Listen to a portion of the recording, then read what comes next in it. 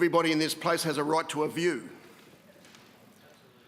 And I'd just like to address firstly the appalling, the disgusting, the vile and the threats made against my friends and colleagues because they have expressed a different view. And everyone in this place should denounce this behaviour.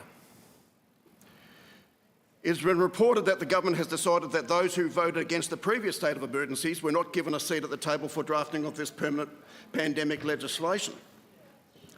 I was certainly not contacted to gauge the opinion of my constituents or my stakeholders. This sounds a little precious to me. I say to the government, it's not the first time, you don't have to act on what I say, but you should at least give me the professional courtesy of listening. My constituents and the tens of thousands of people who have contacted my office in the last 2 years have been denied a voice. They have a right to be heard.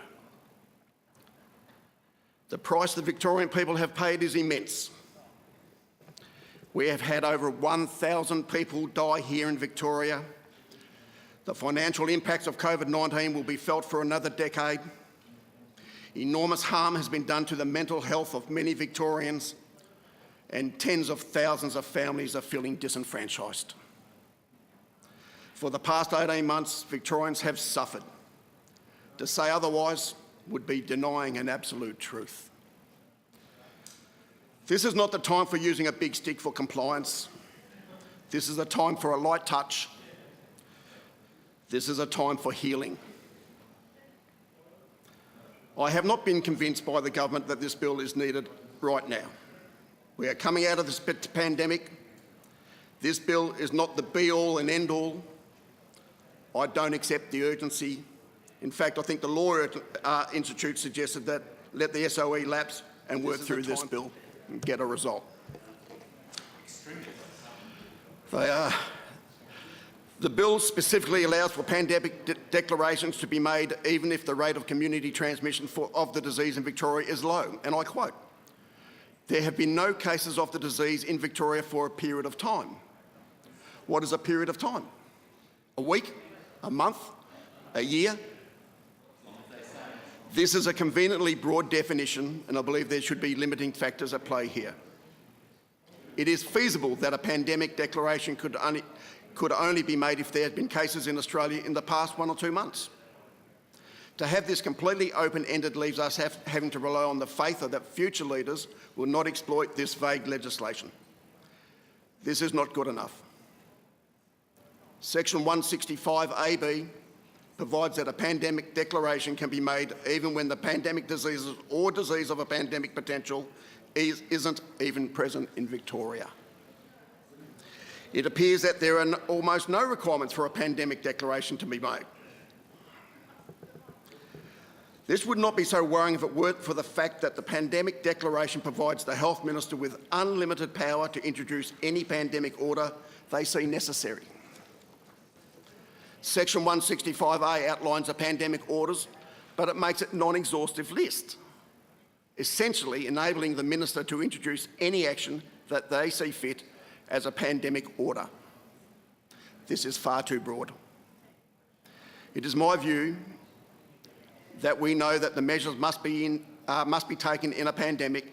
We have just lived through one for 18 months. These health measures should be identified clearly in the legislation and not be left open-handed for any action to be justified by a pandemic declaration. The declaration, I may remind you, that also does not need to meet any requirements or standards to be introduced. If the government wants to expand the list of defined pandemic orders, they should have to bring this to Parliament, where those elected by Victoria can determine if the pandemic order is relevant, an acceptable use of power and balances human rights. Anything less opens up the possibility for any excessive measure to be taken in the name of the pandemic. Victorians have done everything this government has asked of them. They got vaccinated, they made sacrifices, and they did it for our community. Victoria is now shooting towards a 90% double vaccination rate. 6 months ago, this was merely a dream. Victorians do need hope. In my view, we need an independent oversight, such as a former judge who would thoroughly investigate what Victorians need in terms of emergency powers, what we have done previously, and what can we do better in the future. Looking at this bill today, there is work to be done. No wonder the government has rushed this through, choosing only to consult and negotiate with 3 of my colleagues. I am almost glad that they ignored me, because I wouldn't want to hang my hat on this one. It is not a comfort to know that key stakeholders, industries and organisations were also not consulted on the creation of this bill. It is disappointing. We can see it all over this bill, a disregard for the price Victorians have paid these past 2 years. The government should only be doing what is absolutely necessary to ensure the health and safety of our community. That is their role, and that is what they've been elected to do. There's been much said on both sides about the publishing of the health advice. Section 165AG, 165AP and 165AQ outline requirements for the government to table pandemic declaration reports, pandemic orders, Chief Health Officer advice and documents relating to the pandemic order. If you read to the last clause in each of these sections, you will realise this is mere virtue signalling. If the government fails to table these reports, documents and advice, or just chooses not to, the pandemic declaration remains in place, as do any of the pandemic orders that come with it. The check and balances chosen here, if you can call it that, is that the Scrutiny of Acts and Regulations Committee may report on this failure to report and move to disallow the pandemic declaration. The Victorian public are not stupid, and we should not be treating them as such. We know these committees more often than not have government majority and are chaired by the government. In the laws of probability, answer me this: why would a committee dominated by the government vote to disallow a pandemic declaration made by the government? This is no check or balance. Last year, my crossbench colleagues and I were successful in limiting the areas of overreach in the Omnibus Bill 2020. Specifically, we had human rights concerns over who could become an authorised officer and enforce pandemic measures. When a pandemic declaration is in force, a secretary can appoint anyone to be an authorised officer, as long as the secretary considers that person appropriate based on their skills, attributes or experience. Could this be any broader? I'm absolutely against creating a second-tier police force. This bill creates the possibility of having authorised officers who are unqualified, untrained and have no experience ordering the detaining, arresting and searching of those suspected of undermining a pandemic order.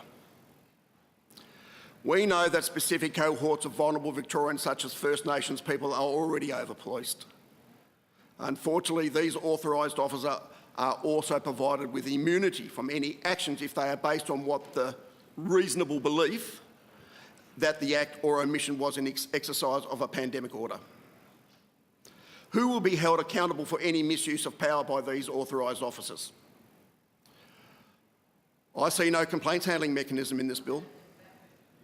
I would like to see an independent statutory agency given the responsibility to review the application of pandemic order to individual circumstances. There must be stronger checks and balances. Now onto the Pandemic Management Advisory Committee. This has been held up as a vehicle for transparency and accountability. Well, you only have to look at the title to see it has absolutely no power to hold the Health Minister to account. My first concern is that the Health Minister chooses who will be members of that committee and the terms and conditions of their appointment. This is far from being independent. My second concern is that the committee is only required to be established within 30 days of the first extension of the pandemic declaration. This means the committee may only be established months into a pandemic declaration. I would argue any meaningful accountability mechanism would be established from the outset. My third concern is that while the Chief Health Officer must be consulted on the appointment of a member to the committee, this is by no means a transparent process. The Chief Health Officer's advice in respect to appointments is not required to be tabled or acted on. My fourth and final concern is the committee is given no power. They are able to make non-binding recommendations to the Minister via reports. This means nothing. Essentially, the committee is handpicked by the Minister to provide non-binding advice to the Minister. And this is meant to be a check and balance. I don't think so. We need to remove the political angst from this debate. Many have played the political card, spreading misinformation and cause undue stress, fear and harm. An independent inquiry into the emergency powers during a pandemic is the most appropriate and fair avenue for this discussion to take place. This is not about blame. It is about acknowledging that not everything went as well as it could have or should have. Let's kick this bill out. Let's do it properly and let's move forward with a bit of hope. I will finish up by saying this. I know what it's like to have your struggles, your experience and your opinions ignored. That is why I will not support this bill today. Thank you, Mr Barton. Dr Buck. Thank you, Acting President. Acting President, this is a dangerous and anti-democratic measure. I will oppose it today, and my colleagues across the Liberal and National parties will oppose it. We've heard today much from our political opponents about the spread of misinformation and fear. Well, as I've said earlier today, I line up, and I will line up in my comments today, with bodies like the Law Institute of Victoria, with bodies like the Bar Association, with the 60 eminent barristers, QCs in fact, who have all condemned the Andrews Labor government's pandemic lockdown laws. But there are those who spread misinformation and fear. In this debate earlier today, Ms Patten said we must ram this bill through the House as an emergency measure because if we don't, quote, people will die. Then she went on to say that if this bill was not passed, we only need to look to other countries where there have been mass graves. Talk about fear. The Victorian people are scared witless. However, at this moment, there is no need to be scared witless by the governments and some of its lackeys elsewhere because, as the Law Institute has said, due to the outstanding work of Victorians and our very high vaccination rates, there is simply no need to ram laws like this through the Parliament. I'll quote from their submission to government that condemns these laws.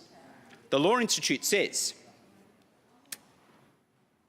in questioning whether these powers are proportionate to the risk posed in the current pandemic, they ask whether it is justifiable to rush this legislation through the Parliament, given the risk to public health is now reduced. As Mr Barton said in his contribution, what no lesser body than the Law Institute, for goodness sake, says is that there would be no problem whatsoever with carrying on necessary restrictions if, in fact, this legislation was defeated. And it should be defeated, because this legislation will give quite extraordinary and unprecedented power to one man, Premier Daniel Andrews, in the making of pandemic legislation. Even if there is no pandemic here in Victoria, even if there is no pandemic in Australia, then this legislation will give unlimited power to the Health Minister to make any pandemic order. That isn't my word, that's the word of 60 eminent Victorian QCs who've written a devastating open letter about this legislation. Unlimited power. What this legislation will effectively do is to allow the Premier, Mr Andrews, and his government to lock Victorians down. The government says we're reaching vaccination thresholds. Why on earth would we want to do that? Trust us. Well, we've been here before, Acting President. Last year, we debated in this place the government's lengthy extension of state of emergency powers. And you might recall, those of us sitting on this side of the House questioned the need to do that with so little oversight and scrutiny and said that this would lead to ongoing lockdowns. Do you remember the outcry from the government and some of its boosters in the commentariat? Of course that's not what would occur. But what happened? What happened? Well, we saw playgrounds closed. We saw schools shut in parts of the state with no COVID transmission, in parts of the state where there had never been any COVID transmission. We saw disgraceful scenes, like a pregnant woman being dragged from her home in pyjamas, in handcuffs in front of her own children. We saw fines for hundreds of children as young as 10 for mask infringements. This is how the Andrews Labor government has used these powers in the past. This is how the Andrews Labor government will use these powers in future. My very strong view about this government, in fact, my very strong view about any government acting president, is that when you want to judge it, you shouldn't just listen to what it says, but you need to look at what it does. It is a fact that Premier Andrews has never seen a lockdown power that he hasn't liked the look of. It is a fact that he has never seen a lockdown power that he has never wanted to use. Why would the government be ramming this bill through the Parliament as an emergency measure if it never wanted to use these powers? It is the fundamental question. It is a question that nobody opposite can answer. They say, as Ms Patten said, but we're going to have mass graves if this bill doesn't pass. Seriously? People will die. Haven't they seen our vaccination rates? Our hospitals are almost free of COVID patients. Praise the Lord, it is a great thing. No one will die if this legislation doesn't pass. It is a ridiculous and hyperbolic proposition designed to scare Victorians witless. It is the only argument in the arsenal of those opposite. I say again that what we should do in this place, and what all Victorians should do, is to judge the Andrews Labor government, as we should judge any government, on what it does and not what it says. Over the course of this pandemic, the Andrews Labor government has said, for example, as it said on the 1st of April last year, that it would quickly, the word used by the Premier, quickly establish 4,000 new ICU beds. Today, around 500 of these beds are online. The other 3,500 are mysteriously missing. The government said, in the midst of our devastating second wave, that contact tracing here in Victoria was the gold standard. But then a parliamentary committee that I was a part of found that people died because of this government's contact tracing failures, and that in the midst of that second wave, officials in the Department of Health were still using paper, pens and fax machines, despite the fact that they'd been offered a best practice electronic solution that they had knocked back 6 months ago. Gold standard is what Daniel Andrews said. The government said that we would not spend 2021 bouncing in and out of lockdown. Well, that claim fact checks a little better. 2021 has almost been one long lockdown here in Victoria. We know what the Andrews government likes to do when it gets its hands on powers like these. That's one of the reasons why I'm so opposed to this legislation. But this legislation won't just allow the government to lock us down, as they are so wont to do. It will also empower the Premier, as I've said, to declare a pandemic if there is none. It will vest unlimited power in the Health Minister to make pandemic orders. That's not my word, it's the word of the Bar Association. And then, quite shamefully, in the initial legislation, it would allow the government to discriminate upon Victorians based on characteristics and attributes. There's been some discussion about this clause in the debate today, and I think Ms Patten again said it was shameful for that to be brought up, and shameful for those of us on this side of the House to say that that would give the government the power to discriminate upon people based upon political affiliation or sexuality or religion. Well, that is exactly the view of 60 eminent QCs who've written an open letter to the government on exactly this matter.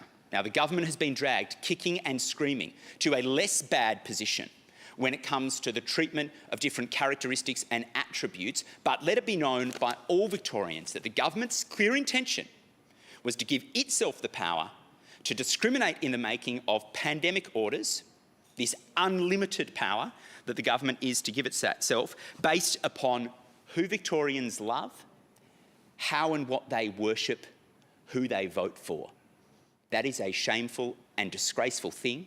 Governments don't give themselves powers that they don't intend to use. The Andrews Labor government has never seen a pandemic power that it hasn't wanted to use. As the Shadow Attorney General, I am particularly interested in the concerns of the legal community. And the legal community has spoken almost with one voice against these laws.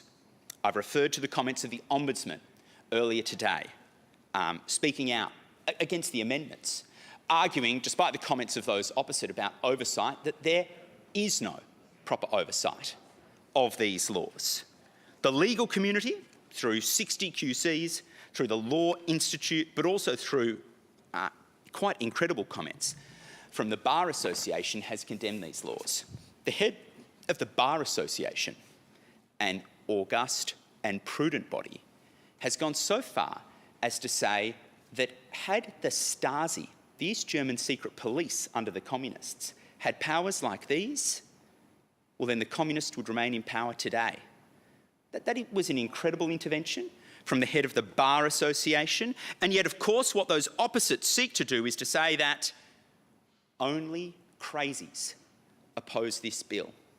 There have been some appalling incidents recently involving threats of violence against public figures, nooses being brought to protests. I condemn, absolutely unacceptable, I condemn action like that in the strongest possible form. In the strongest possible form. Totally unacceptable. I have been sickened in the past to see serious threats made against figures on this side of the House, like Mr Guy from figures on the far left. I'm sickened today to have seen some incidents like that, and I condemn them. The opposition to this bill, nonetheless, is mainstream. The legal community has spoken with great clarity, and some of the things they've said are instructive for members of the House as they seek to come to a determination about how they will vote on this bill. 60 top QCs have said that this legislation will allow rule by decree for the foreseeable future. Again, I'd underscore, they say, quite correctly, that this gives, quote, unlimited power to the government in the making of pandemic orders. They are particularly concerned about the government's emphasis on different characteristics and attributes that is quite bizarre and chilling. The Parliament's ability to control ministerial power is, under this legislation, quote, very limited or non-existent. Again, this was a point underscored by the Ombudsman today. So I'd ask a further question: who do you trust? Do you trust the Andrews Labor government, which has lied to us time and time and time again through the period of this pandemic? Or do you trust the Ombudsman, the Law Institute of Victoria, the Bar Association, Victoria's legal communities? I could go on. Ultimately, what these 60 top barristers say is that this legislation would, and I quote directly, entrench rule by decree as a long-term norm. Quote, this is antithetical to basic democratic principles and should not be allowed to happen. It most certainly should not. In order to seek to ensure that that does not happen, Mr Davis, the Leader of the Opposition in this House, will move a series of amendments, and perhaps if I could ask if they could be distributed to members of the House now. Okay. If they could be circulated.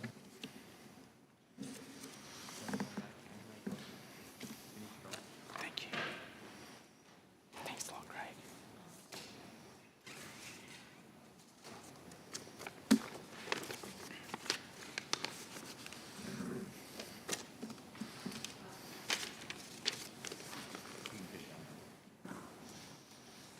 If you'd like to continue, Dr. Bark. Thank you. In conclusion, Acting President, we mustn't be diverted, and Victorians mustn't be diverted from focusing on directly the content of this bill by the government's attempt to focus instead entirely on a small number of incidents, unacceptable incidents that I condemn, that have occurred at public protests. The Victorians who oppose this bill, the millions of Victorians who oppose this bill, and in doing so join with the Ombudsman and the Law Institute, with our legal community more broadly, with the Bar Association, are not a lynch mob, as Minister Lean disgracefully called them earlier today. These people are not deplorables. These are everyday Victorians who are intelligent enough to see through the lies of the Andrews Labor government.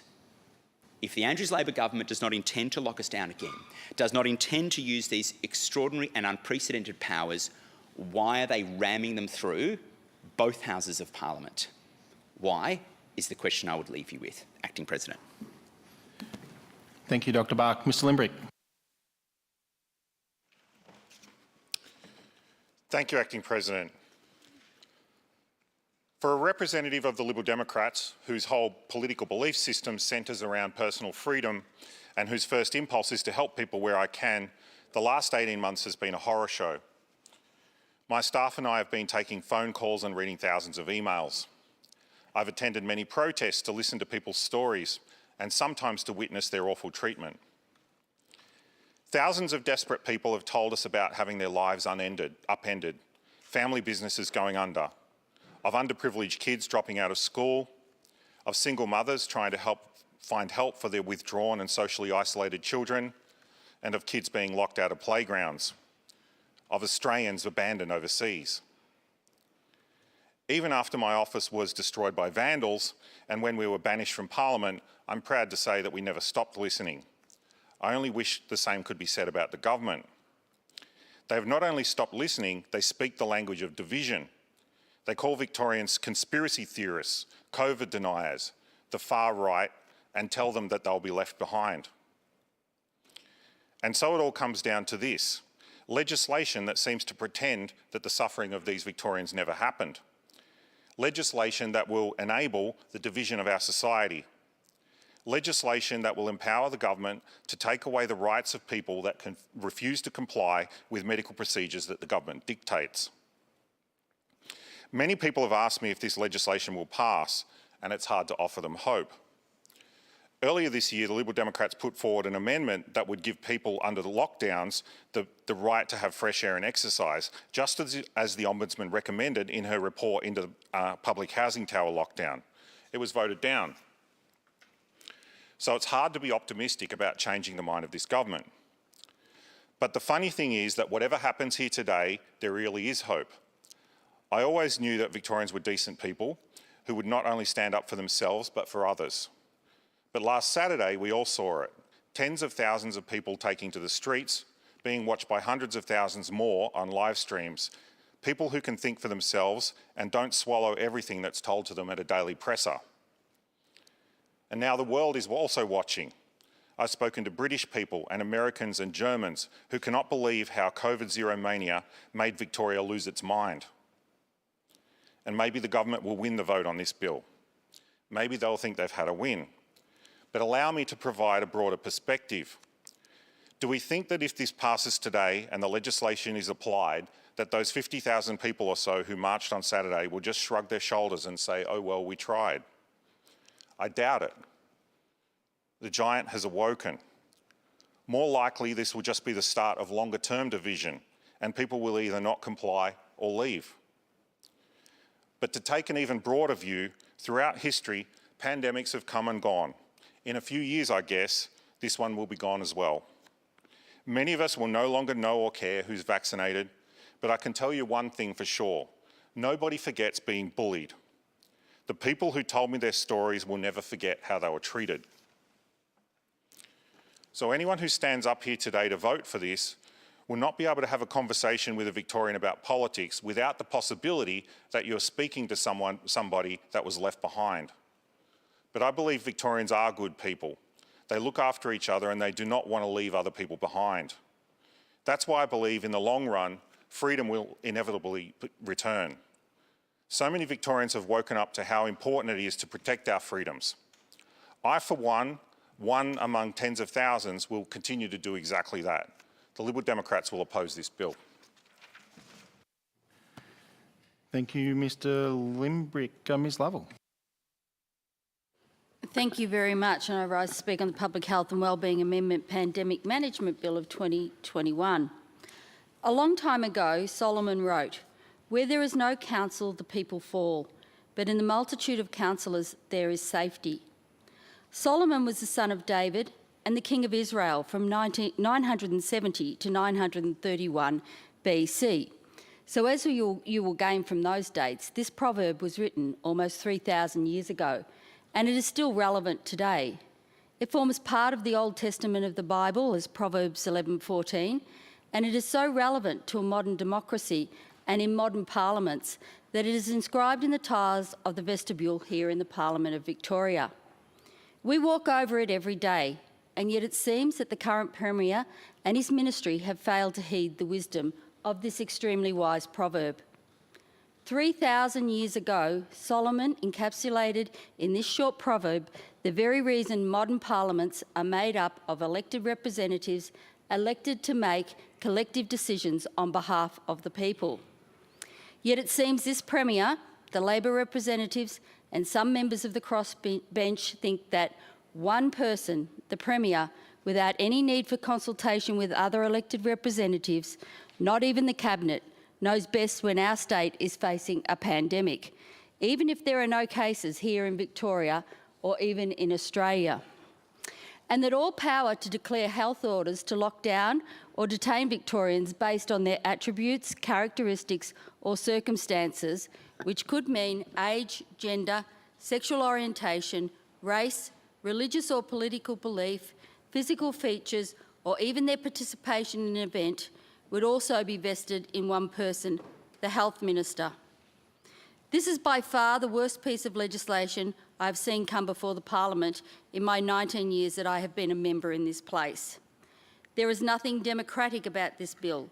In fact, it goes against everything that I hold dear about living in a democratic society. It gives the Premier and the Health Minister unfettered powers over the lives of all Victorians, and I don't believe that any politician, no matter who they are or which party they represent, should ever be given so much power. Not only is this the worst bill that I've seen in my time in this chamber, but it is also the bill that has attracted the most rage from members of the community and criticism from the legal sector. Over the years, I've seen some big changes and controversial legislation that have attracted significant community engagement. Emails and phone calls, abortion law reform and voluntary euthanasia, to name just a few, to name just two, but never have I seen that a bill that has attracted as many emails, phone calls and sustained community protests as this one. Nor have I ever seen so many people who are willing to march in the streets on numerous occasions and camp out on the steps of Parliament for days because they are so enraged and offended about a single piece of legislation. This morning's Mark Knight cartoon encapsulates the government's attitude towards anyone who disagrees with them. The Premier's standard response is to belittle anyone who dares to question him and to dismiss them as conspiracy theorists, extremists and troublemakers. Not only is that insulting to the people of Victoria and extremely arrogant on behalf of the Premier, but it also ignores the list of eminent lawyers and others who have lined up to speak out on the overreach of this legislation. The list of those concerned about this legislation includes the President of the Victorian Bar, the Law Institute of Victoria, and 60 QCs and SCs who have written an open letter to the Premier. These are some of our top legal experts in our state, and of course the Victorian Human Rights Commissioner. Surely such eminent legal experts expressing their concern must have rung alarm bells with the Premier, the Attorney-General and other ministers, but also with the backbenchers in the Labor Party and those members on the crossbench that are supporting this legislation. So why are people so enraged? Well, the bill that the government has put before this Parliament is a serious overreach by this government to control the lives of Victorians. This bill would enable the Premier to declare a pandemic in Victoria that would trigger public health orders, even if there were no cases in Victoria or even Australia. There may be a pandemic in Iceland or Romania, and the Premier could use that as an opportunity to impose severe restrictions on the lives of Victorians. The Premier's declaration would then enable the Health Minister to make public health orders based on your personal attributes, characteristics or circumstances. These could include age, gender, sexual orientation, race, religious beliefs, political affiliation, physical features, or even your participation in an event. Under this legislation, the Premier could declare an unlimited state of emergency without any consideration to the impact of lockdowns, restrictions and penalties on equal opportunity legislation or human rights laws. Victorians could face a $21,809 fine for merely failing to wear a face mask, or a business could receive a $109,044 fine for serving a customer who failed to check in properly. The Premier would be given the power to bypass the usual accountability measures of Cabinet and parliamentary approval processes. This legislation isn't about streamlining state of emergency powers. These proposed laws are about making it easier for the state government to control people's lives. This legislation excludes parliamentary oversight of the decisions made by the Premier and Health Minister when it comes to making a pandemic declaration or health order. Then when you look at the proposed Oversight Committee, the so-called Independent Pandemic Management Committee, you will find that not only is it a committee whose members are appointed by the government, but the Premier and the Health Minister are not bound to follow any of the advice that they receive from the committee. So the government can handpick a group of yes persons, and then they still don't and if they still don't like the advice they get, they can just ignore it. That is not oversight, and neither would a government majority committee of Parliament give adequate oversight. Equally, anyone detained in Victoria should have the opportunity to have that detention reviewed by an independent court, but this legislation denies Victorians that most basic right of our justice system. I am a great believer that we should learn from history to avoid repeating the mistakes of the past. A constituent of my colleague David Southwick, the member for Caulfield, wrote to Mr Southwick. The constituent's name is Stephen Tussack, and he is a member of the Jewish community. Mr Tussack wrote, "My parents lived through Nazi Germany in 1938 to 1945. It started the same way. My parents came to freedom in Australia in 1948, specifically to escape this vile arrogance which led to the genocide we all know of." This statement by Mr Tussack inspired me to do some research to find out what he meant.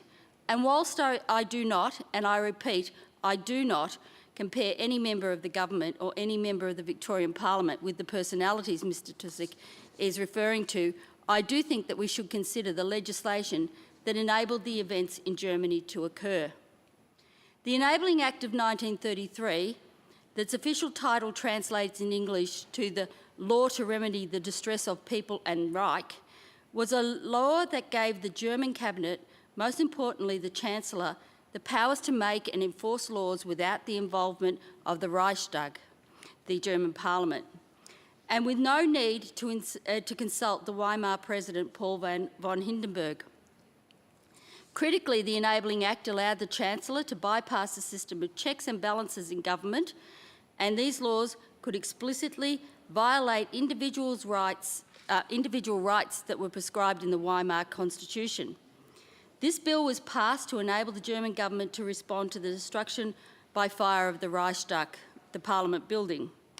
The bill enabled the Chancellor, Adolf Hitler, to convince President Paul von Hindenburg to enact the Reichstag fire decree. The decree abolished most civil liberties, including the right to speak, assemble, protest and due process. Using the decree, the Nazis declared a state of emergency and began to arrest, intimidate and purge their political enemies. Communist and labour union leaders were the first to be arrested and interned in the first Nazi concentration camps. By clearing the political arena of anyone willing to challenge him, Hitler submitted a proposal to the Reichstag that would immediately grant all legislative powers to the Cabinet. Again, I repeat, I do not compare any Victorian Member of Parliament to the personalities involved in German history, but I do think we should reflect on the similarities of some of the provisions in these two bills. This bill specifically talks about characteristics and attributes.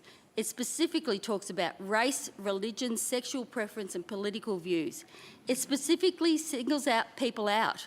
We cannot go down this path and we should not go down this path. We should never let a bad episode of history repeat itself. We must learn from history and we must also recognise that whilst the current government assure us that this is not how they intend to use these powers, and we accept that, None of us know who may inherit these powers in the future or how a future government may use these powers. The government has proposed House amendments that at the start of the debate, we had still not seen, and we have not had time to do extensive consultation on. Once again, it is a case of trust us, we're the government. However, the President of the Bar Council, Roisin Annesley QC, has seen those amendments and has issued a press release to say the amendments do not go far enough to protect the rule of law. Ms Annesley said the proposed amendments largely address low priority issues and not the fundamental problems with the bill. The Ombudsman has also joined Ms Roisin in saying that the government's amendments do not go far enough. Mr Davis has suggested amendments that will address some of the most egregious problems, and I encourage members of the crossbench and the government to support Mr Davis's amendments. However, in my view, this bill is so flawed that no amount of amendment can save it.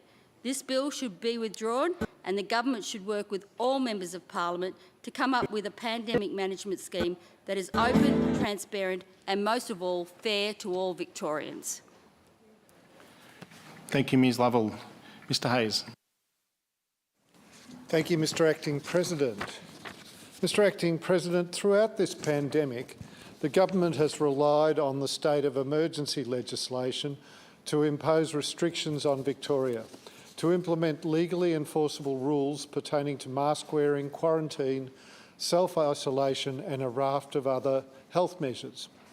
Now, every time the government came into this place seeking an extension to the state of emergency, I asked for pandemic-specific legislation which sets reasonable boundaries and required parliamentary oversight to mitigate against abuse of power. So what's the government done? Well, they've gone away and, with the help of a few crossbenchers, drafted an unprecedented piece of legislation akin to firing a nuclear missile to kill a cockroach. And I use that as a loose analogy because the pandemic is obviously not a cockroach. It's a much bigger threat than a cockroach. The pandemic has significantly changed our way of life. But that's no excuse for a government to run roughshod over people's lives and create an intimidating regime that will be an ongoing threat to civil liberties and the freedom of Victorians in the future, especially now as we edge closer to having a fully vaccinated population. I was one who called for a specific health bill, rather than continually extending the broad powers of the state of emergency legislation, and I do congratulate the government for doing just that. There are many improvements in this bill over what was in the state of emergency bill, especially in the area of transparency and accountability. However, the extraordinary powers of the state of emergency were only intended to be exercised for 6 months at a time, although they were extended twice by this parliament. But this bill will entrench rule by decree without a time limit as long as a long-term normal state of affairs.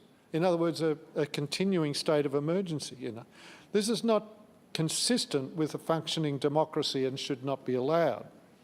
We've had 18 months of experience with the pandemic, and we know what kind of powers are needed and could be specifically legislated to be enforced for a specific amount of time and should be subject to disallowance by Parliament. Now, I won't highlight every technical component in this bill because all others have already done so and probably will continue to do so, but I want to keep this relatively brief to give other members a chance to speak. But suffice it to say there's some serious issues. Let's start with the fines. Individuals and businesses in breach of public health orders could face $90,000 and $450,000 fines respectively. Now, in an upcoming amendment, we're told these fines have been halved now by the government, responding belatedly to consultation, but still very significant fines. Individuals can still be jailed for 2 years if they're deemed to have breached an order designed to keep the public or another individual safe. The bill confers enormous powers on the executive.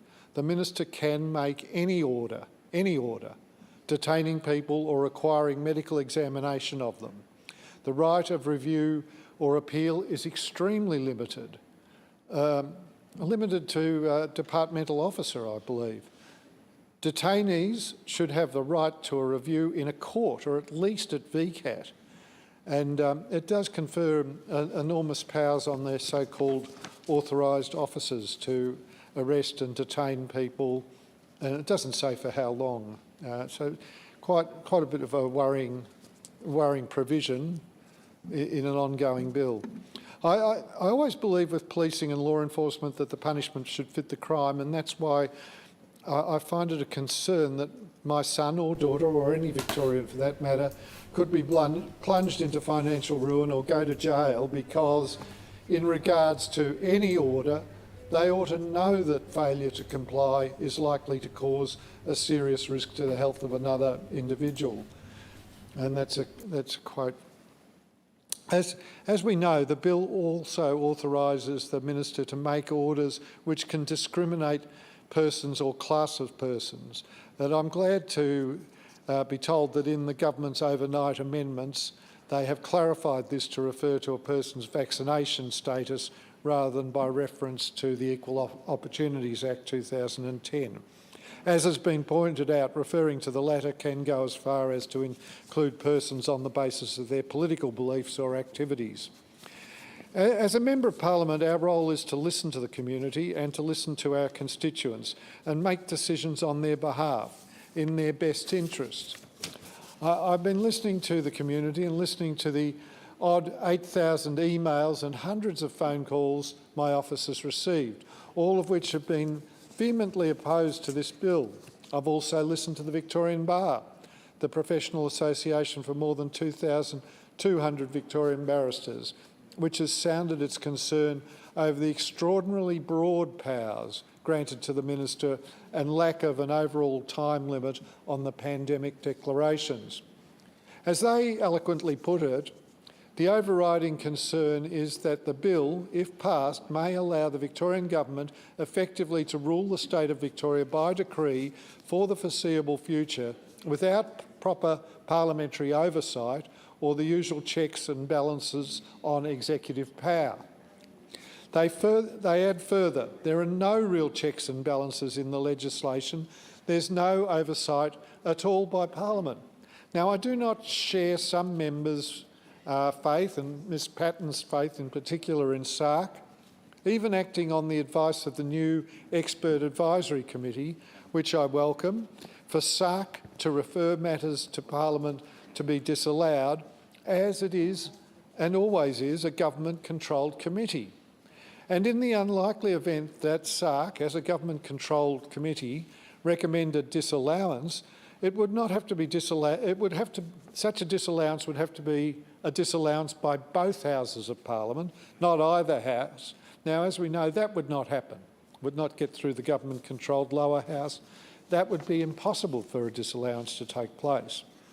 It seems we have a government hell-bent on avoiding parliamentary oversight and disallowance at all costs, and this bill is no different to the previous states of emergency in that. Now, the newly appointed, as Ms Lovell pointed to, the newly appointed President of the Victorian Bar, Roseanne Annesley QC, said the Victorian Government proposed amendments to the Pandemic Management Bill, and they do not go far enough to protect the rule of law. The proposed amendments largely address low priority issues and not the most fundamental problems with the bill, she said. The major issues include the lack of effective parliamentary control over the minister's pandemic orders and the lack of provision for an independent review of authorised officers' exercise of power. Now, the government and the crossbenchers will have to forgive me for listening to these QCs, the Law Institute and the community, over politicians with vested interests. These are genuine legal professionals. They could not, by any stretch of the imagination, be labelled as anti-vaxxers. And as a matter of fact, I've spoken to many, many people concerned with, about this bill. In this bill, the Minister, instead of the Chief Health Officer, will have the power to implement border closures, lockdowns, masks, vaccination mandates and the like with virtually no real limit on time. This should require unconditional parliamentary oversight and disallowance, but it doesn't. Parliamentary oversight is essential to a functioning democracy, but the government in this bill seeks to kill vital aspects of democracy. I'd like to put on record that we do need a pandemic-specific legislation, but it needs to be measured and reasonable. This bill is still well over the top and I can't support it. I do appreciate and support the government is allowing more accountability for its decisions rather than saddling us with decisions made by unelected bureaucrats, but unfortunately that positive component is far outweighed by the appalling negatives. To sum up, as we're all aware, the government has drafted this bill in secret with 3 crossbenchers, and it appears that they will be working with the government to steamroll this bill through. But it is a dangerous bill, and it urgently needs to go back to the drawing board. Those who support this bill in its current state are recklessly putting Victoria's future civil liberties in danger. I urge those 3 crossbenchers and members of the government, fix this bill. Don't just allow it to be steamrolled through and let future Victorians suffer the consequences. Thank you, Mr Hayes. Mrs MacArthur.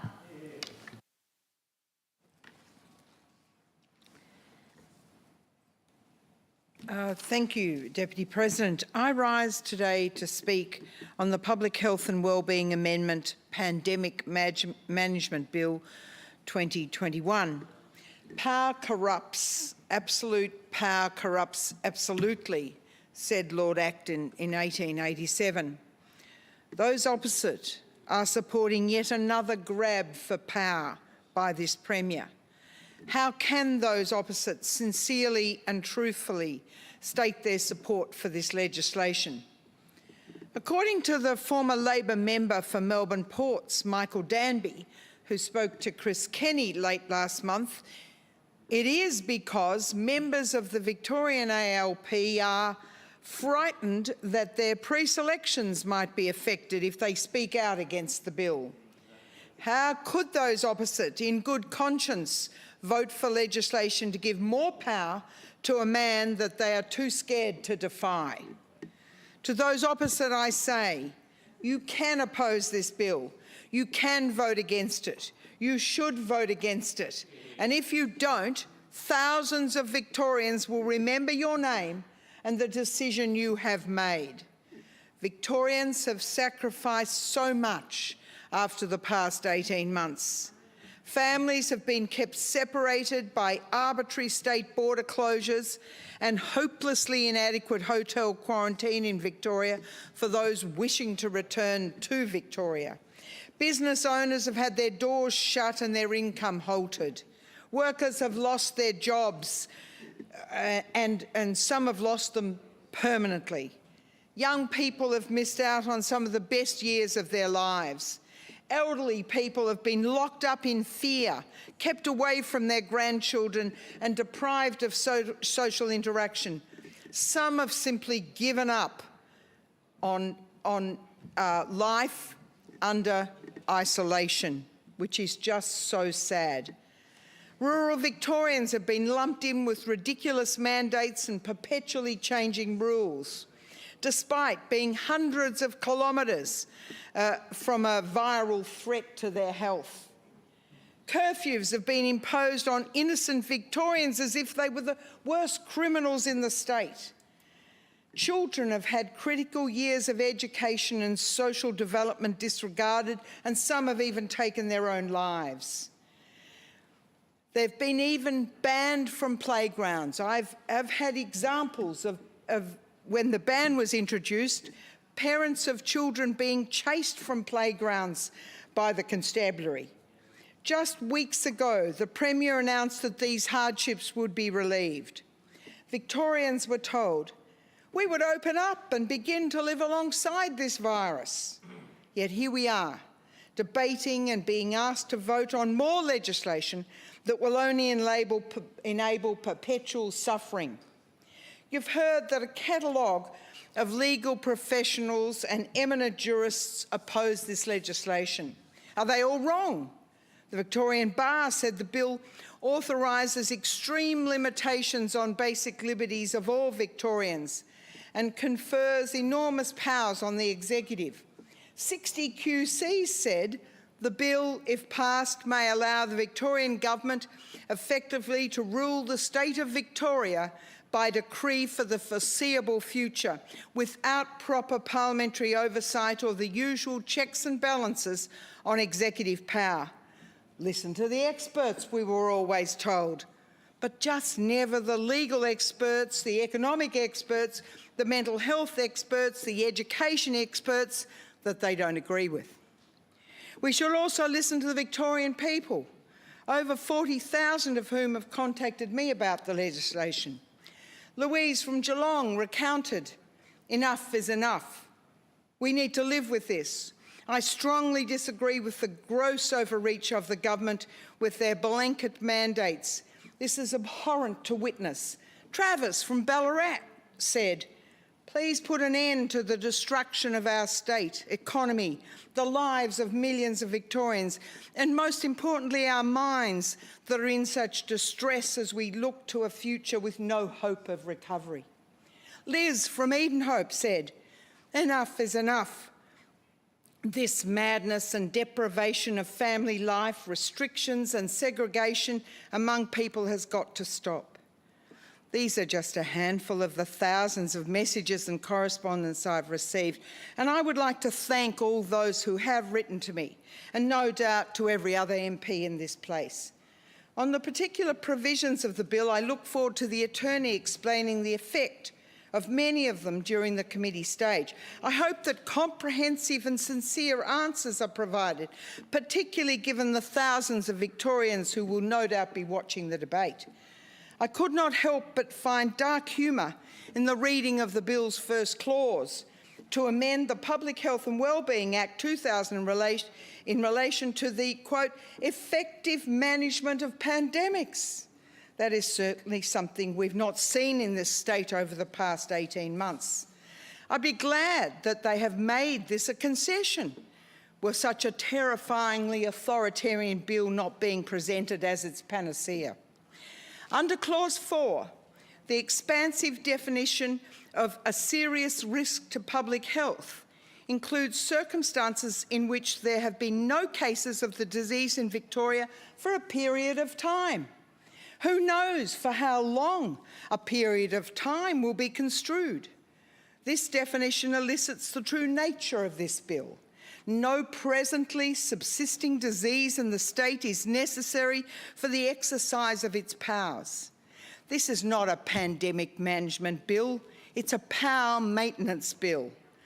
The extensions to the state of emergency declarations have encountered significant resistance and rebuke from the Victorian community. But at least under the existing legislation, at least strictly legally, the Minister is required to make such declarations on the advice of the Chief Health Officer and after consultation with the Minister and the Emergency Management Commissioner. Now, the Premier needs only to consult with and consider the advice of the Minister and Chief Health Officer when making such a declaration. Consider it. Daniel Andrews has persistently argued that he has only ever acted on the advice of public health experts. Then why is he making it legal to no longer do so? Under this new legislation, he is only required to consult and consider their advice. It doesn't matter what their advice is. Every man and woman in his cabinet and the whole 300,000 person large public service may advise against the legislation or a declaration. One man unilaterally can defy that and declare it anyway. Poor Mr Crisp, by the way, the Emergency Management Commissioner's advice is apparently no longer required, not necessary. Perhaps this is the reprisal for testifying that he had regularly briefed Minister Neville about the setting up of hotel quarantine last year, a statement he is bizarrely forced to retract. Under the proposed section 165A(b)(4)b, the Premier doesn't even have to be correct about the nature of the disease when making a declaration that affects millions of people's lives. The legislation is littered with numerous caveats, such as the proposed section to ensure that even if the Premier breaches procedural statutory conditions, there is no consequence or invalidation for such a decision. The Premier is required to give reasons for his decisions, such as under the proposed section 165 AG1A. The Labor Party are trying to tell us and sell this as a transparency measure, as well as those which require the publication of health advice. No requirements are made, however, as to the nature, length or content of these documents, though. Does the Labor Party seriously believe that Victorians will be duped into thinking that this government will turn over and release in full all the relevant information, particularly given the last 18 months of obfuscation and obscurity? The Labor Party have nothing but contempt for the intelligence and interests of the Victorian people. I could go on. There are too many appalling components of this legislation to squeeze into this speech. There are the pandemic orders that can be reinstated by the Minister even after being suspended. There is the absolute joke of supposed parliamentary oversight, which is impossible to satisfy. There is the arbitrary detention, insanely broad powers to make pandemic orders abrogation of the right against self-incrimination, discrimination against protected attributes, and complete lack of consultation, to name just a few. There is the supposed parliamentary oversight by SARC. What a joke. The Victorian Ombudsman put it perfectly. It does seem unlikely that a parliamentary committee that is effectively controlled by the government of the day is going to act against the wishes of the government of the day. She got it right. I'd add to those comments by not only suggesting that it's unlikely, it's virtually inconceivable given their completely uniform positions and Bolshevik-like tacit prohibition on party criticism. Labor likes to ridicule the Liberal Party when our members supposedly go rogue, they've said, by having a difference of opinion to their official party stance. Something so foreign to the ALP, when in actual fact, this is a testament to our devotion to freedom of speech and diversity of opinion. Tonight, members opposite have a chance to make history and defy the wishes of their party leader, who they all know only wants more power for himself. When tens of thousands of Victorians came out and exercised their unalienable right of freedom of assembly, the Labor Party called them far-right conspiracy theorists and anti-vaxxers. When appalling displays of threats to violence appeared at the process, the Labor Party felt nothing but delight and relief. Now, as we have seen over recent days, they feel they can arrogantly disregard the views of tens of thousands of other Victorians who have serious, legitimate and heartfelt concerns about the direction of the state under their government because of their guilt by association mantra. The Labor Party have marketed this atrocious legislation by claiming it is important for future pandemics. Future pandemics, I ask you. Surely they do not seriously think that Victorians will be duped into believing that the second the Premier is able to, he will declare a pandemic under these laws and commence exercising his newfound unlimited power. He said as much today in the other place. It's not over, he said. So much for opening up, so much for certainty, so much for hope. The only people who can now give Victorians hope are the members of this chamber. Only the members of the crossbench and those in the Labor Party can give Victorians hope by joining with the opposition in voting against this extraordinary legislation. In the Legislative Assembly today, members of the Greens voted with the opposition against the government's business program, listen to this, because there was a lack of consultation. Meanwhile, earlier today, Dr Ratman voted with the government to ensure there was no consultation with this piece of legislation. Despite this, you can still give Victorians hope, Dr Ratnam, by doing as your party colleagues did and voting against the government. So can you, Mr Medic and Ms Patton. I implore the members opposite and all those on the crossbench to vote down this terrible, historic legislation It is a disgrace, and we should never have it brought before this House, and it should be condemned outright by all those opposite. And I implore the three crossbenchers who have we've learnt, been negotiating with the government since March to have this, put this legislation through. What have you been doing? What do you think and care about the people of Victoria? You obviously care nothing. I urge you to rethink your position. Mr Medic, Ms Ratnam and Ms Patton, please, for the people of Victoria, for the sake of all Victorians, think again about how you vote later today. Thank you. Mr Medic? You're the only member of the crossbench here. Mr Rich Phillips then. Thank you, Deputy President. Deputy President, I move that debate on this bill be adjourned until, pursuant to Section 33 of the Parliamentary Committees Act 2003, the Public Health and Wellbeing Amendment Pandemic Management Bill 2021 be referred to the Scrutiny of Acts and Regulations Committee for inquiry, consideration and report by Tuesday the 30th of November 2021, and that as part of their investigation the committee must seek public submissions and hold public hearings. Deputy President. Sorry. The call for a contribution on the second reading debate. He seems to be seeking to move a motion which he doesn't have leave for, hasn't sought leave for.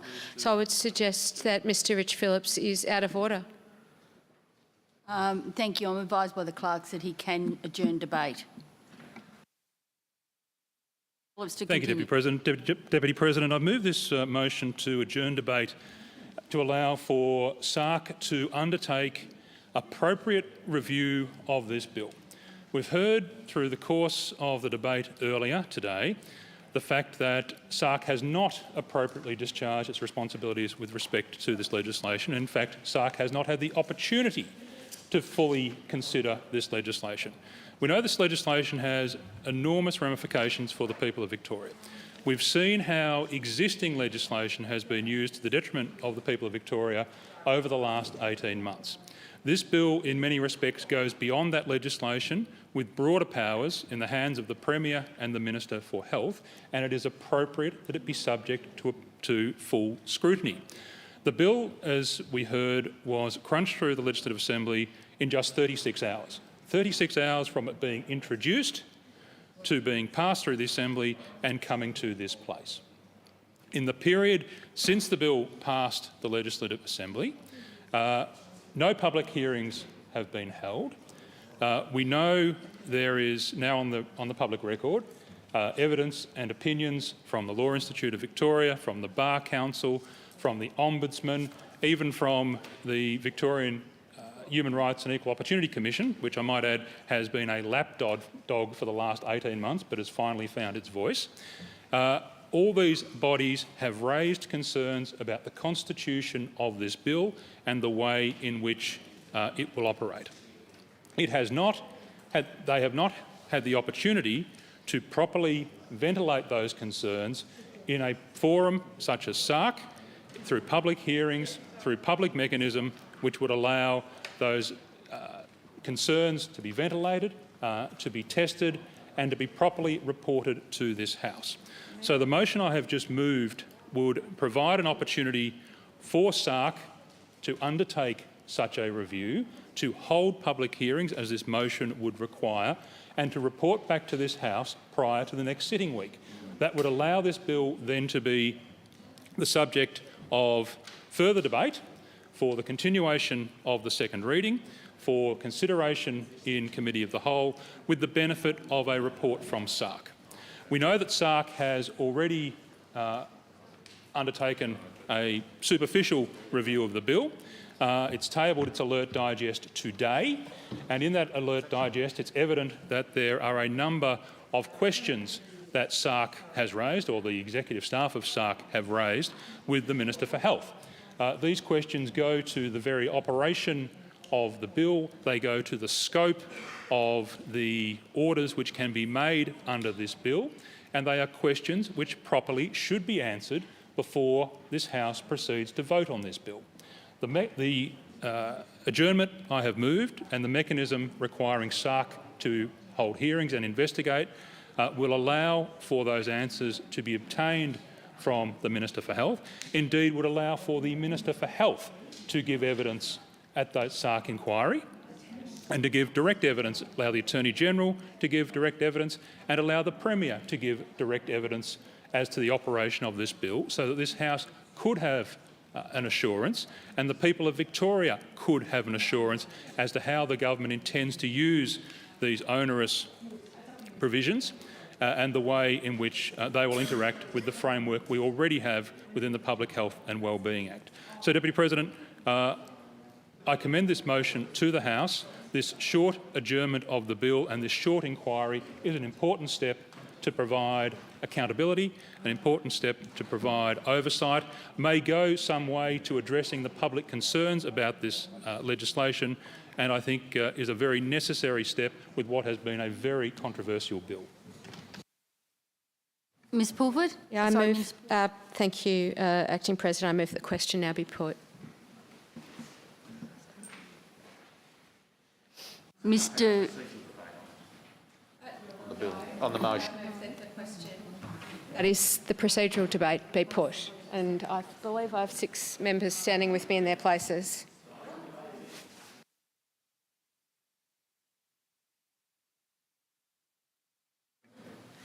So, pursuant to Standing Order 12.25, Minister Pulford has sought to move for the closure of debate.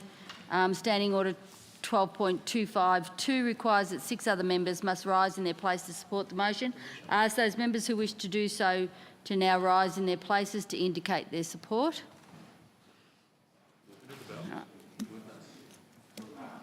Do we have to ring the bells?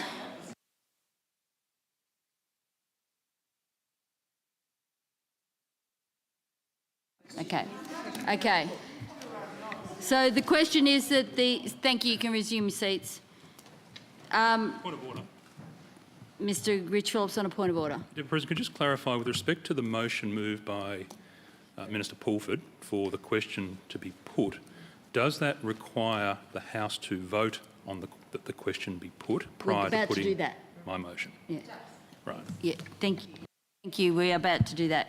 So there being at least 6 members who support the closure motion, I'll put the question forthwith without amendment or debate. The question is that the question be now put.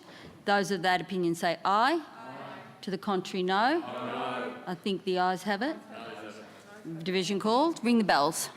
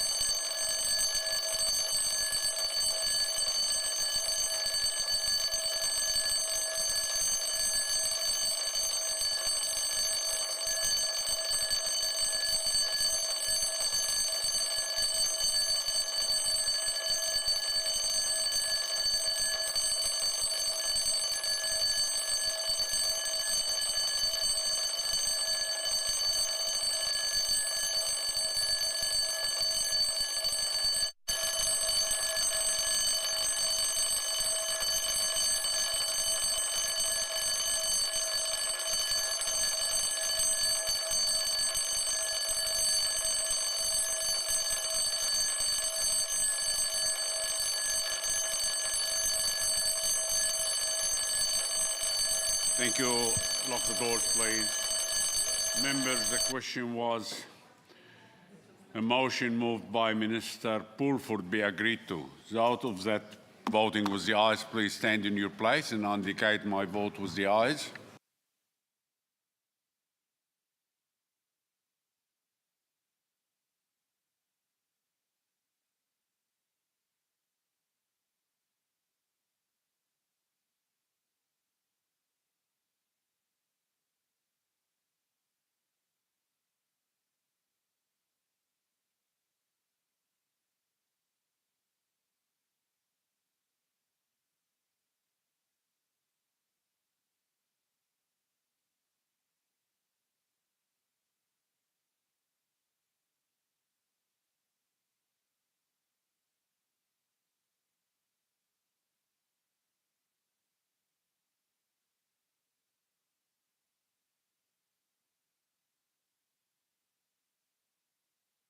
Thank you, members. Members voting against, please stand in your place.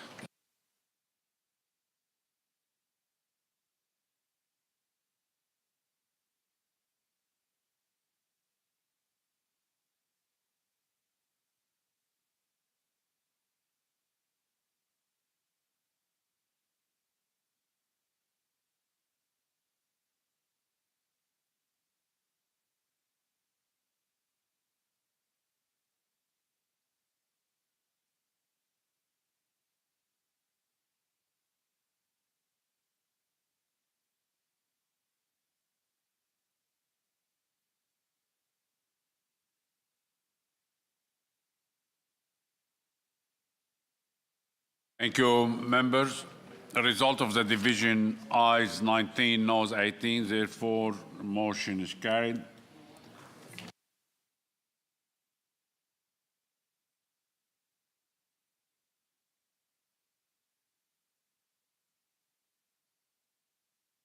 Thank you. The question is now order. Question is now that the motion moved by Mr. Rich Phillip to adjourn the debate be agreed to. Those that opinion say aye. Aye. In the contrary, no. No. I believe noes have it. Ring the bell for 1 minute, please.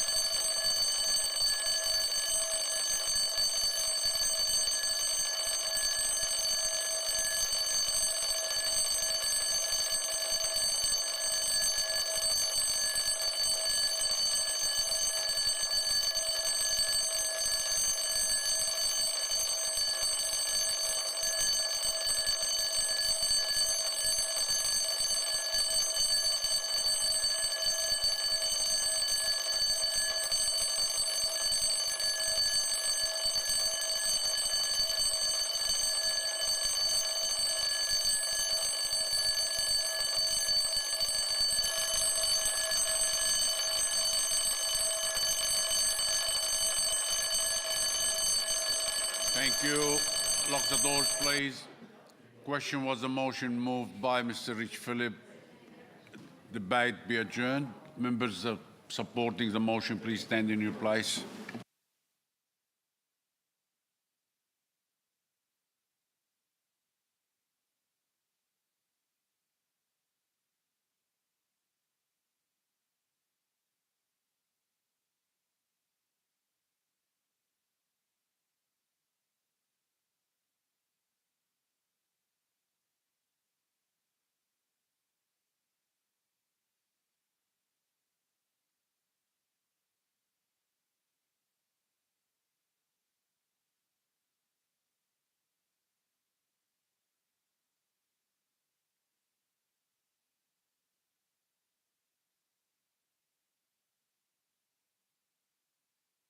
Thank you, members. Members voting against, please stand in your place. I'll indicate my vote with the nose.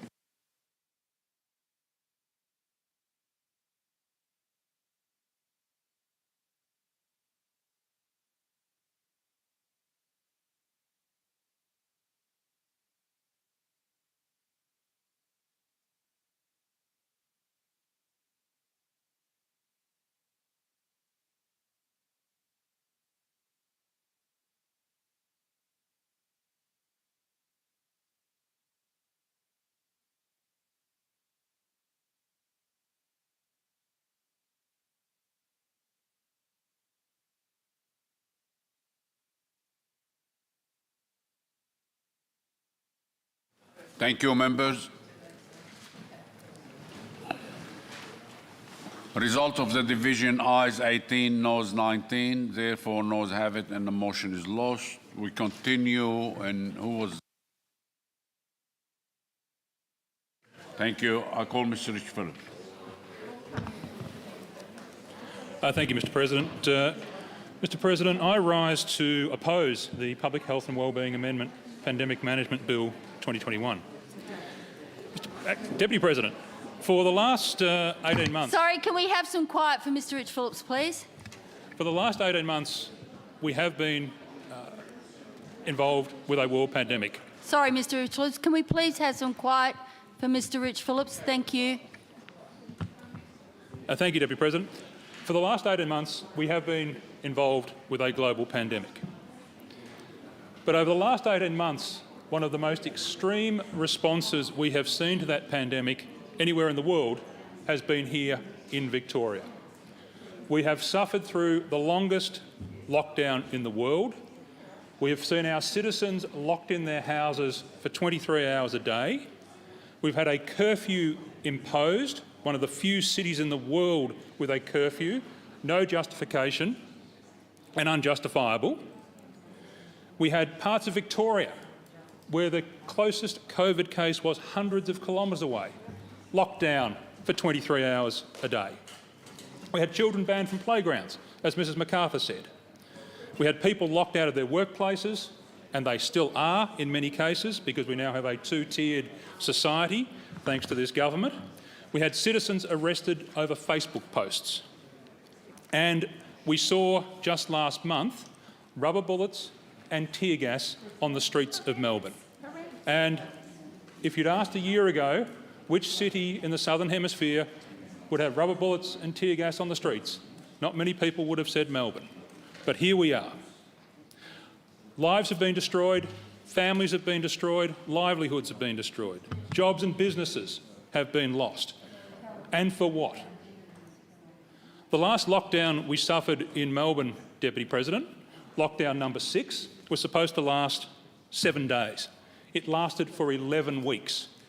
And when it started, we had 6 cases a day. When it finished, we had 2,200 cases a day. So that's what this government's pandemic measures achieved. Locked the city down for 11 weeks and cases went from 6 a day to 2,200 a day. We have had more cases in total than any other state in Australia. We have had more deaths than any other state in Australia. And the government, which has delivered this debacle, now wants new and additional powers to manage a pandemic. So is there any wonder, Acting Deputy President, that there is enormous concern among the Victorian population? There is enormous anger among the Victorian population. And we've seen over the last 2 weeks email boxes flooded with emails, thousands of emails of concern from citizens around the state, thousands of emails of concern from citizens within our own electorates. We've seen the marches in Melbourne, at 90, 100,000 people. We've seen the vigil on the front steps of this parliament for the last 24 hours. There is enormous anger and there is enormous concern about the way in which this government has mismanaged the pandemic over the last 18 months and the powers it is now seeking to seize through the bill before the House. We heard over the course of this debate, and we've heard from some of the members of the government prior to this debate, raising concerns about the methods of some of the protesters and the symbols and placards of some of the protesters. And I'd say to those members of the government, rather than worrying about the symbols being used by the protesters, why don't you actually focus on why they're protesting, why people are angry, why they do not trust this government. It's worth noting, Deputy President, that the regime we have endured for the last 18 months, the restrictions, the lockdowns, the confinements to home, the people being locked out of their jobs, the mandates of vaccines, have all been done under the existing Public Health and Wellbeing Act. Section 8 of the current Public Health and Wellbeing Act is a section which, Part 8 rather, which deals with management and control of infectious diseases, microorganisms and medical conditions. It's a section which has a number of principles as to how it should be used. For example, Section 111 principles. The following principles apply to the management and control of infectious diseases. And the first one, and perhaps the most critical one for this debate, the spread of an infectious disease should be prevented or minimised with the minimum restriction on the rights of any person. That is the key principle, the first principle articulated around the use of Part 8, the current pandemic framework. Aligned with that, we also have some more general principles in the Public Health and Wellbeing Act. Principle number 4, set out at section 5, the principle of evidence-based decision-making. Decisions as to A, the most effective use of resources to promote and protect public health and wellbeing, and B, the most effective and efficient public health and wellbeing interventions should be based on evidence available in the circumstances that is relevant and reliable. Principle 8, section 8, principle of accountability. Persons who are engaged in the administration of this Act should, as far as practicable, ensure that decisions are transparent, systematic and appropriate. Members of the public should therefore be given A, access to reliable information in appropriate forms to facilitate a good understanding of public health issues, and B, opportunities to participate in policy and program development. Section 9, principle of proportionality. Decisions made and actions taken in the administration of this Act, A, should be proportionate to the public health risk sought to be prevented, minimised or controlled, and B, should not be made or taken in an arbitrary manner. Now, those are the principles which should have guided the actions of this government over the last 18 months. And I don't think there are too many people in the chamber here, too many people on the front steps of Parliament today, and too many people in the broader Victorian population who would believe that any of those principles had been adhered to by this government in its use of the pandemic powers over the last 18 months. Yet, what we're being presented with today, Deputy President, is a bill which doesn't even require those principles to be adhered to. The new section 8A, which will be the new special pandemic section inserted into the Public Health and Wellbeing Act, does not articulate any principles at all. Any guiding principles. There is no requirement for proportionality in that section. There is no requirement for evidence-based decision-making. There is certainly no requirement for accountability. So we've seen the government effectively ignore the existing principles, ignore the existing requirements under the current provisions, and now it's asking for new provisions that don't even require those principles to be in place in that section at all. And it's worth noting, Deputy President, the bill we're dealing with today and the new section it seeks to insert into the Public Health and Wellbeing Act, section Part 8A, doesn't replace the existing framework. It's in addition to the existing suite of powers. So all the powers the government has used over the last 18 months, the general provisions in Part 8, they will continue to be there.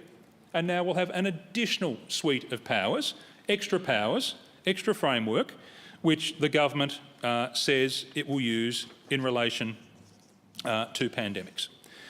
And a set of powers which do not require the adherence to the principles set out in section 111, as has been ignored, and the other sections of principles which have been ignored.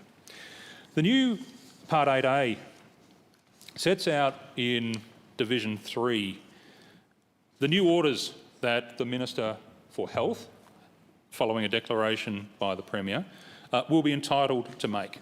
And I'll give an overview of those without reading them all. Subsection 2 talks about the types of orders.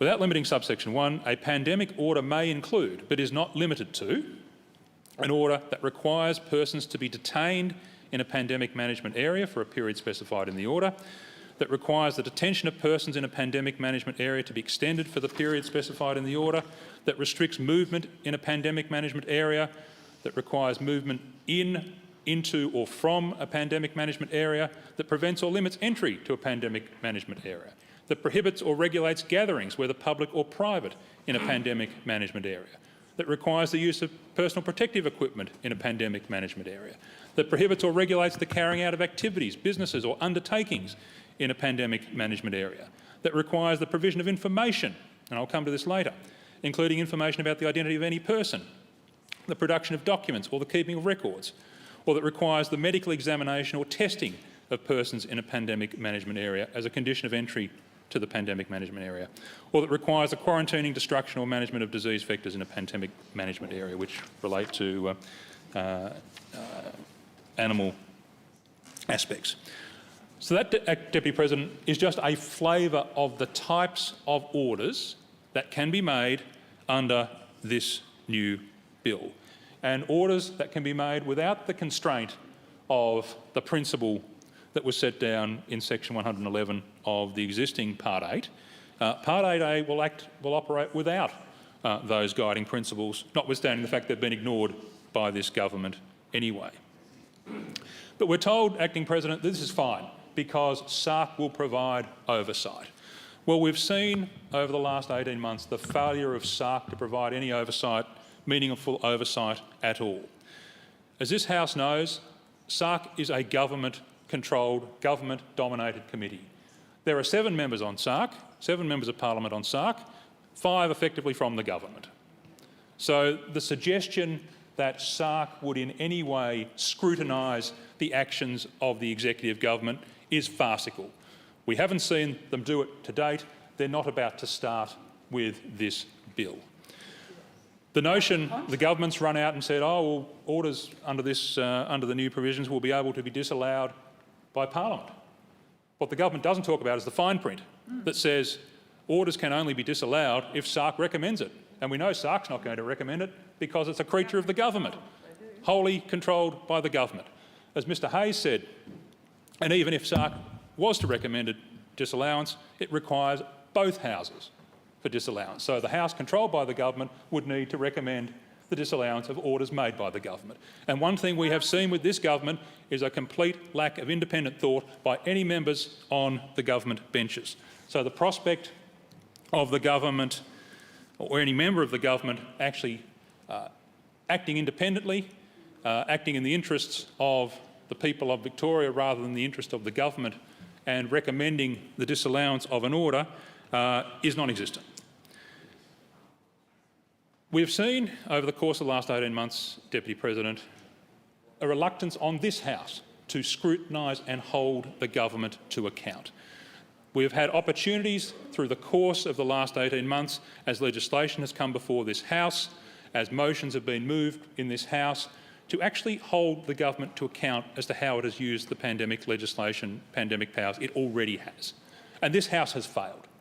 We've seen repeatedly the Gang of Three vote with the government to oppose scrutiny, whether it's requiring documents to be actually delivered, not just ordered, but actually delivered, whether it's imposing accountability mechanisms in the amending legislation we've had on pandemics on the way through, whether it's having the House sit so it can actually scrutinise the government. Consistently, the Gang of Three have voted with the government to block those scrutiny measures. Exactly. So this House has failed in its duty to scrutinise the government because of the actions of those members. And the suggestion now that we can rely on SARC as a government-controlled committee is even more farcical, Acting President. The bill contains a huge number of very controversial provisions which we'll go through in great detail in committee, one of which is the abrogation of the right against self-incrimination. The current Public Health and Wellbeing Act very clearly states that the right to self-incrimination is not overridden by it. It actually has a note that says, for the avoidance of doubt, even though there are requirements to produce information under the current Act, the right to self-incrimination is not overridden. This bill reverses that. This bill actually intentionally overrides the right to self-incrimination. Not because it makes people safe, but because it's administratively convenient. We increasingly see legislation that comes to this place, drafted by the public sector, rubber-stamped by the government, which is for the convenience of public administration, not in the interests of the public or in the interests of the rights of the people of Victoria. And the government says, trust us, and they say, excuse me, they say to the backbench, trust us, we're a good government, we're good ministers, we'll use this responsibly. But Deputy President, this is not just about this government. This is about governments in the future, governments in 15 years, 20 years, 30 years' time, long after we have all left this parliament, these powers will be gifted to governments of the future. And while those opposite will say, oh, we'll use them responsibly, and they'll have told their backbench they'll use them responsibly, whether the public believes it or not, this is not about us. This is about a framework which will be in place for future governments, future members of parliament that haven't even been elected. So the notion of trust us is not good enough. This needs proper scrutiny and should be opposed. Thank you, Mr Rich Phillips. And I think there's a good time to break for dinner. We'll resume at 7:30 and Ms Ratnam will have the call.